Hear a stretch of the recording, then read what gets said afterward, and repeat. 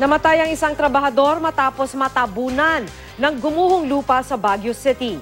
Isinugod pa sa ospital ang biktimang si Arthur Danisna pero idineklara siyang dead on arrival.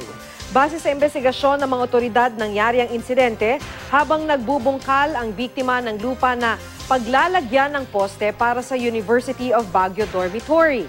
Agad rumisponde ang mga tauhan ng Rescue 911 at narecover ang biktima makalipas ang halos 2 oras. Hinihinalang loose soil ang sanhi ng pagguho ng lupa na binubungkal ng biktima. Patuloy na iniimbestigahan ang insidente. Sa Solsona, Ilocos Norte naman, patay rin ang isang lalaki matapos umanong tamaan ng kidlat. Ayon sa ina ng biktimang si J.R. Asuncion, tutulong lang sana sa pagtatanim ng palay ang biktima nang mangyari ang insidente. Naglalakad daw siya papunta sa bukid nang tamaan siya ng kidlat.